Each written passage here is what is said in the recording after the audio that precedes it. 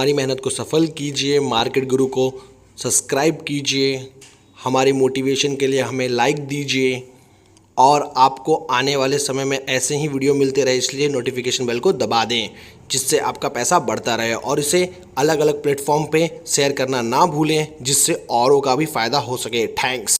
नमस्कार दोस्तों, मैं राकेश सिंह सूर्यवंशी आप सभी का स्वागत करता हूं मार्केट गुरु में। और मार्केट गुरु में मैं आप सभी से कह देना चाहूँगा, मैं आज फिर से वो स्टॉक जो इस दिवाली को नहीं, मैंने 2019 की दिवाली में आप सभी के साथ रेकमेंड किया था। उस समय शेयर का वैल्यू चला था 78 रुपीज़ का, और उस समय मैंने आप सभी को जो टारगेट दिए थे वो अचीव हो गए थे। उसके बाद ये स्टॉक जो है वो नीचे में गया था और नीचे में इसने लो बनाया था कोविड में 37 रुपीज़ का।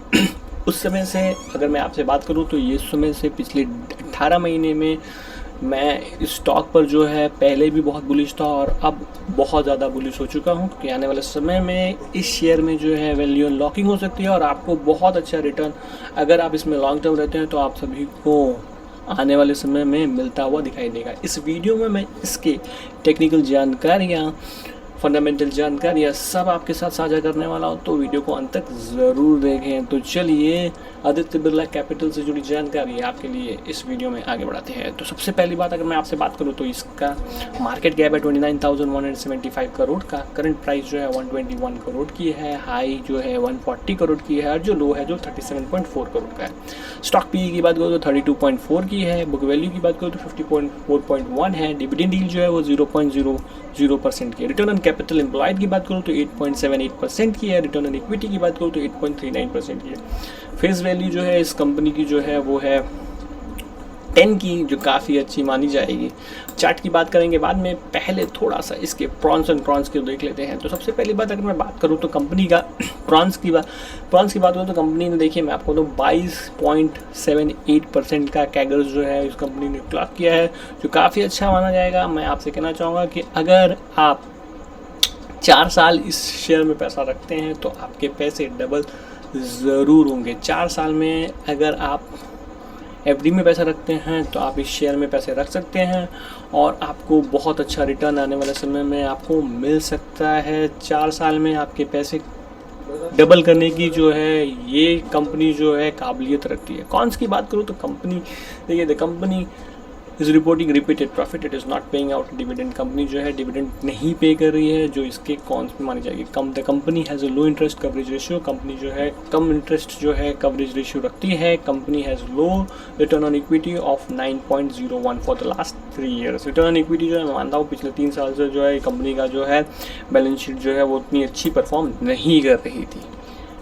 पर अगर मैं इसके पीयर्स में बात करूँ तो जो पीयर्स की जो पी चल रही है, अगर मैं बजाज फाइनेंस की बात करूँ तो 81.72% की पी चल रही है, और बाकी जितनी भी कंपनियों को देख ले तो उसमें जो है सबकी जो पी है वो काफ़ी हाई है। लो जो है तीन लोगों की चल रही है। मुथूट फाइनेंस गोल्ड से जुड़ी कंपनी है, कोरोमंडल इन्वेस्टमेंट एंड फाइनेंस जो एक फाइनेंस कंपनी है, और बजाज होल्डिंग जो है ये भी कंपनी जो है थोड़ी सी लो चल रही है। पर अगर मैं बात करूं तो जितनी value unlocking Aditya Birla capital कर सकता है, इनमें से कोई भी दूसरी कंपनी इतनी वैल्यू अनलॉकिंग आने वाले समय में नहीं कर सकती। और ये कंपनी जो है बहुत बड़ी काबिलियत लगती है कि आपको बहुत अच्छा रिटर्न आने वाले समय में देती हुई दिखाई देगी।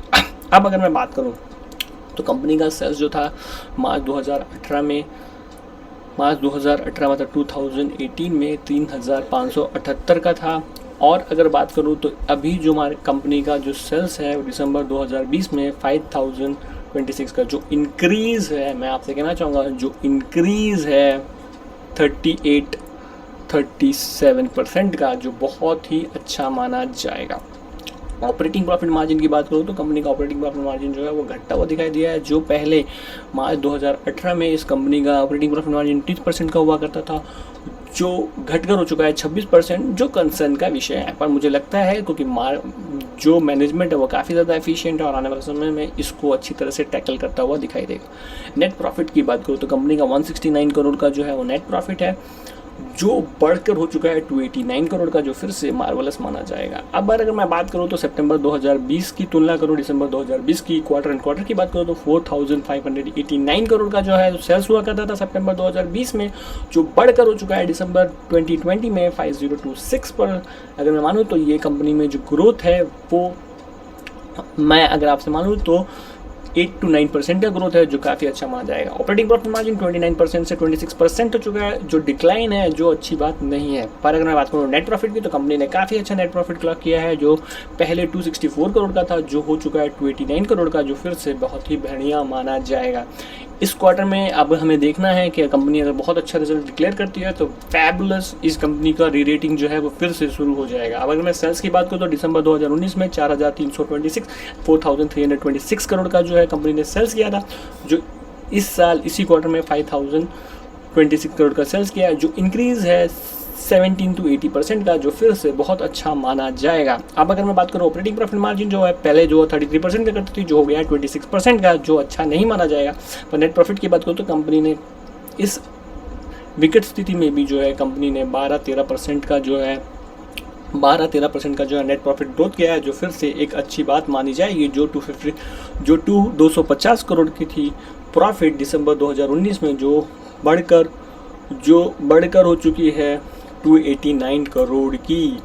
अब अगर मैं बात करूं तो सेल्स की, मार्च 2015 में कंपनी का 2710 करोड़ का सेल्स था, जो बढ़कर हो चुका है 18,488 करोड़ का, जो फैबुलस है। मैं आपसे कहना चाहूँगा आने वाले समय में इसकी कंपनी की जो बॉटम लाइन है वो बहुत तेज़ी से बढ़ती हुई दिखाई देगी। कंपनी की सेल्स जो है वो काफ़ी ज़्यादा तेज़ से भाग रही है, और आप सभी से कह देना चाहूँगा बहुत बेहतरीन रिटर्न आने देने वाले दिनों में ये कंपनी जो है अपने शेयर होल्डर्स को दे सकती है। इसीलिए आगे मैं आप सभी को लेवल्स बताऊँगा जहाँ पर आपको इस शेयर में एक्यूमुलेशन करना चाहिए, और एक्यूमुलेशन कर इस शेयर को लेकर रख लेना चाहिए 5-10 सालों के लिए, अपने बच्चों की पढ़ाई के लिए, अपने बच्चों की शादी के लिए और अपने रिटायरमेंट के लिए ये स्टॉक लेकर रख लेना चाहिए। और ओपीएम की बात करूँ तो 63% का ऑपरेटिंग प्रॉफिट मार्जिन था, जो मार्च 2020 में 34% का था, और जो पिछले 12 महीने में कंपनी ने 28% का जो है ओपीएम क्लॉक किया है। अगर प्रॉफिट की बात करूँ तो कंपनी का जो है मार्च 2020 में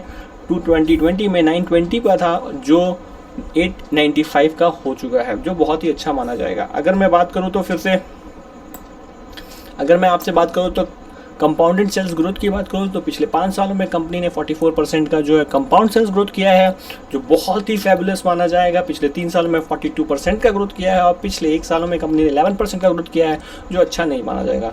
कंपनी जो सेल्स में जो है वो बहुत अच्छा सेल्स कर रही है, और इसकी वजह से इस कंपनी पर जो है मुझे लग रहा है कि ये कंपनी जो है काफ़ी ज़्यादा अंडर वैल्यूड है, और आने वाले समय में एक बहुत बड़ा रन यहाँ से ले सकती है। कंपाउंड प्रॉफिट ग्रोथ की बात करूँ तो पिछले 5 सालों में कंपनी ने 23% का ग्रोथ किया है, पिछले 3 सालों में 20% का किया है, पिछले 1 साल में -13% का ग्रोथ किया है। अब अगर स्टॉक प्राइस CAGR की बात करूँ तो पिछले 1 सालों में कंपनी ने 164% का रिटर्न दिया, पिछले 3 सालों में कंपनी ने -6% का रिटर्न दिया है। और रिटर्न ऑन इक्विटी की बात करूँ तो पिछले 5 सालों में 10% का, पिछले 3 सालों का 9% का, और लास्ट ईयर कंपनी ने सिर्फ 8% का रिटर्न ऑन कैपिटल एम्प्लॉयड दिया है।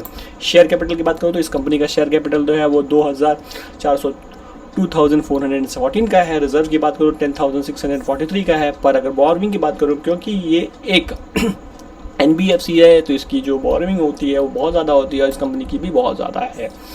पर सबसे अच्छी बात बोलूँ, इस कंपनी के पास जो कैश फ्लो है वो 2086 करोड़ का है, जो बहुत ही बेहतरीन माना जाएगा इस कंपनी के लिए। अब सबसे अच्छी बात देखिए इस कंपनी के लिए जो है वो है इसकी डेब्टर डे। इस कंपनी को मार्च 2009 में 9 दिन में पैसे आते थे, जो एक दिन बढ़ता हुआ दिखाई दिया है, जो हो चुका है 10 दिन का, जो अच्छा पहले से। अगर मार्च 2015 से बात करूँ तो ये कंपनी का 17 डे से जो है कंपनी को अब 10 दिन में पैसे आते हैं, जो काफ़ी अच्छे माना जाएगा। शेयर होल्डर पैटर्न की बात करूँ तो प्रमोटर के पास 72.75% था, जो घटकर हो चुका है 70.45 का। FII की बात करूँ तो पहले मार्च 2018 में 5.27 था, जो घटकर हो चुका है 2.63 का।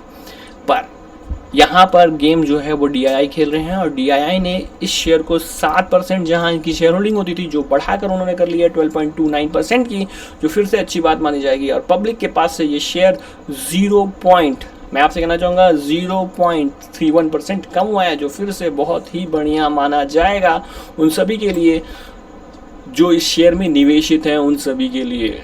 अब आने वाले समय में इस शेयर में मैं कौन से टारगेट्स को उम्मीद कर रहा हूँ तो मैं आप सभी से कहना चाहता हूँ, अगर ये शेयर करेक्ट हो तो ये जो लेवल्स है, जहाँ पर ये लेवल मैं आपसे बना दूँ 110 110, और अगर नीचे में और आए तो आप 97 98 पर इस शेयर को ज़रूर खरीदिए। और अगर वो तोड़ता है तो ये शेयर अगर 80 पर आता है तो ये शायद आखिरी बार होगा कि ये शेयर जो है 85 86 तक नीचे में आता हुआ दिखाई देगा। अगर करेक्शन हुए तो उसके बाद मुझे नहीं लगता कि ये शेयर जो है कभी भी 86 80 रुपीज़ आता हुआ दिखाई देगा।